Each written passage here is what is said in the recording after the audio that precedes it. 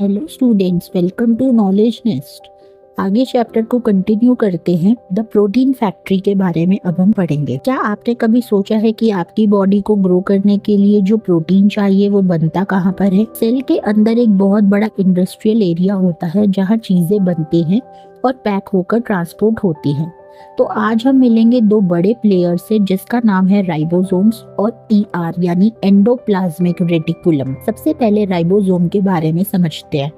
The tiny power house आप इसे कह सकते हैं। ये टाइनी स्ट्रक्चर सेल के प्रोटीन फैक्ट्रीज है। ये या तो साइटोप्लाज्म में मजे से तैरते रहते हैं या फिर एंडोप्लाज्मिक रेटिकुलम से चिपके हुए होते हैं। इनका बस एक ही मकसद होता है, सेल के लिए प्रोटीन को तैयार करना। फिर आता है एंडोप्लाज्मिक रेटिकुलम जो कि नेटवर्क ऑफ लाइफ है। एंडोप्लाज्मिक रेटिकुलम, इसे आप सेल का मैन्युफैक्चरिंग और ट्रांसपोर्ट सिस्टम समझ लीजिए। ये न्यूक्लियस की दीवार से लेकर पूरे साइटोप्लाज्म में एक नेटवर्क की तरह फैला होता है, यानी एक जाल की तरह फैला होता है। लेकिन क्या आपको पता है कि ER के दो अलग अलग चेहरे होते हैं? सबसे पहला RER यानी रफ एंडोप्लाज्मिक रेटिकुलम। इसे रफ इसलिए कहते हैं क्योंकि इसकी सरफेस पर राइबोसोम्स बैठे हुए होते हैं जो माइक्रोस्कोप में खुरदरे यानी रफ दिखते हैं। इनका मेन काम है प्रोटीन्स बनाना और उन्हें सिक्रीट करना। जैसे हमारी पैंक्रियाज की सेल्स में ये बहुत एक्टिव होते हैं। दूसरा आता है स्मूथ एंडोप्लाज्मिक रेटिकुलम। ये एकदम स्मूथ होता है क्योंकि इस पर कोई राइबोसोम नहीं होता। इसका काम थोड़ा अलग है। ये फैट्स यानी लिपिड्स और हार्मोन्स बनाने और उन्हें स्टोर करने का काम करता है। तो आपने देखा कि एक प्रोटीन बना रहा है और दूसरा फैट। जब ये दोनों मिलकर काम करते हैं तभी सेल की बिल्डिंग ब्लॉक तैयार होती है। अब हम बात करेंगे गोल्गी अपैरेटस की। सेल का पोस्ट ऑफिस आप इसे समझिए। आप सोचो कि एक बड़ी फैक्ट्री में सामान तो बन गया, यानी कि ER में, लेकिन अगर वो सामान सही से डब्बे में पैक ना हो और उस पर सही एड्रेस ना लिखा हो तो क्या वो सही जगह पर पहुंच पाएगा? बिल्कुल भी नहीं। और यही काम करता है सेल का गोल्गी अपैरेटस। अगर आप सेल के डायग्राम फिगर 2.10 B और C को ध्यान से देखोगे तो आपको एक के ऊपर एक रखी हुई चपटी यानी कि थैली जैसी स्ट्रक्चर्स दिखेंगी, फ्लैटेंड सैक लाइक स्ट्रक्चर्स।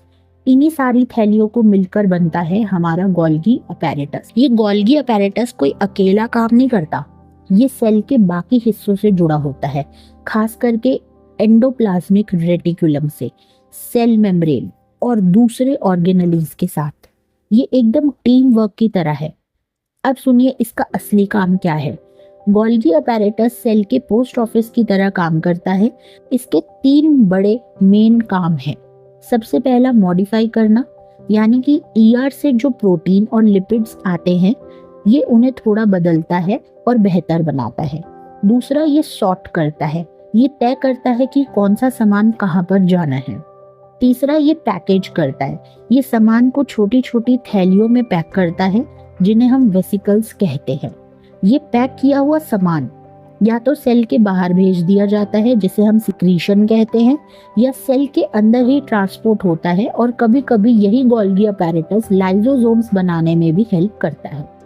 मतलब कि बिना गोल्गी के सेल का डिलीवरी सिस्टम पूरी तरह बेकार है। आपको पता है कि एक वक्त ऐसा था जब बड़े बड़े साइंटिस्ट को लगता था कि गोल्गी अपैरेटस असलियत में है ही नहीं, इसे एक धोखा माना जाता था।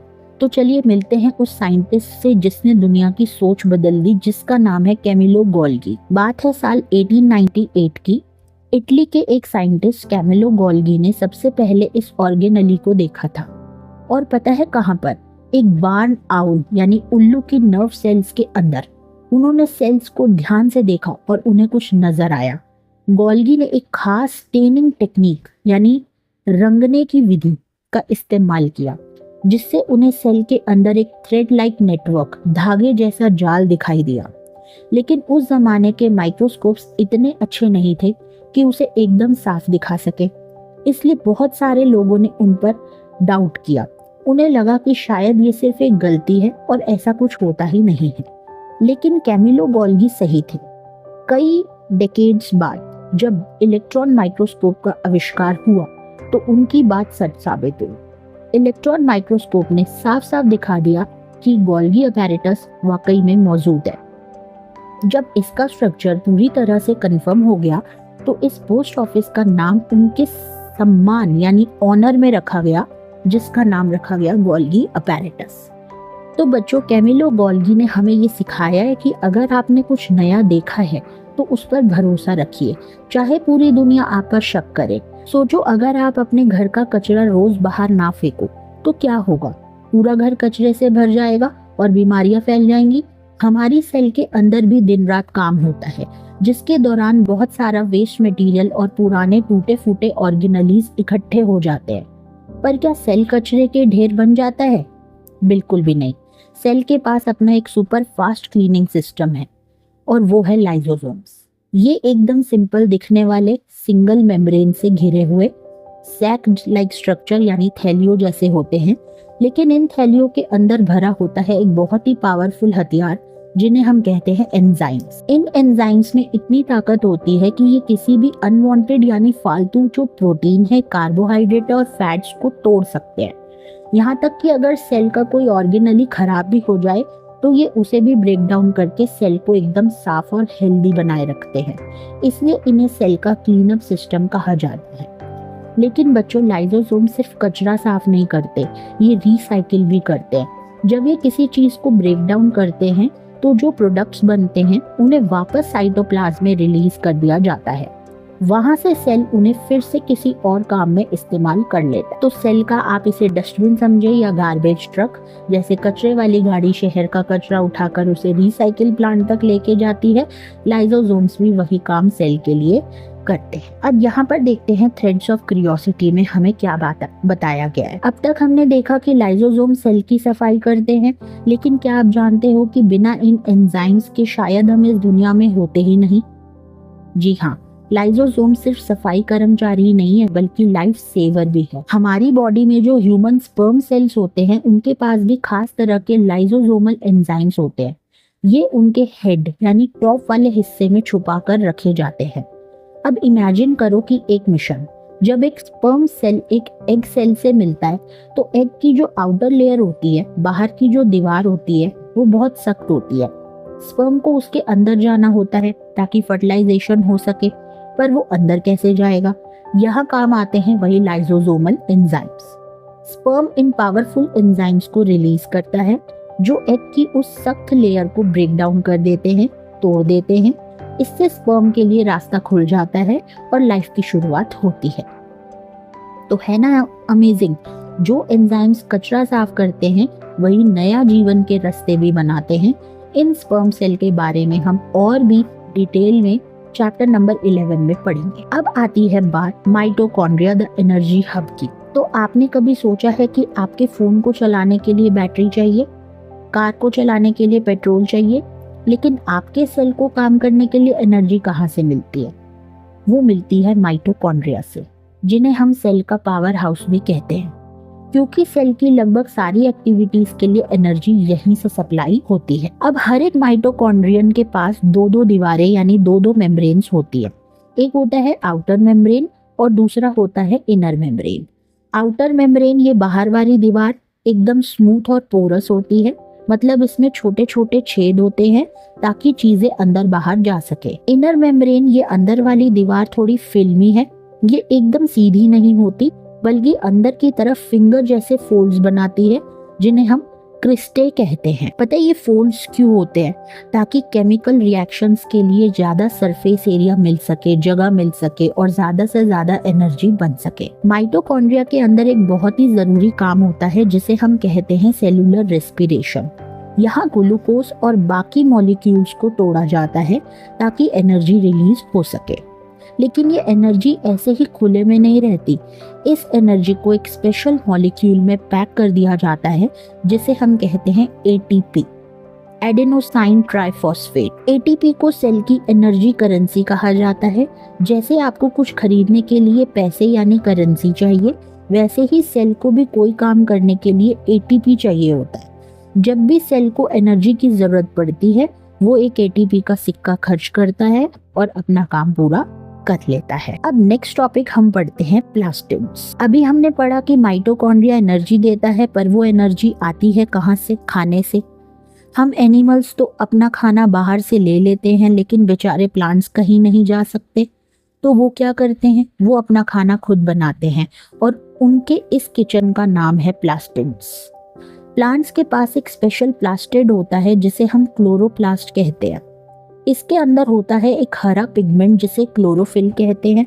ये क्लोरोफिल बिल्कुल एक सोलर पैनल की तरह काम करता है जो सनलाइट को सोख लेता है, एब्जॉर्ब कर लेता है ताकि फोटोसिंथेसिस शुरू हो सके। माइटोकॉन्ड्रिया की तरह भी क्लोरोप्लास्ट भी डबल मेम्ब्रेन बाउंड होता है, 2 दीवारों वाला स्ट्रोमा।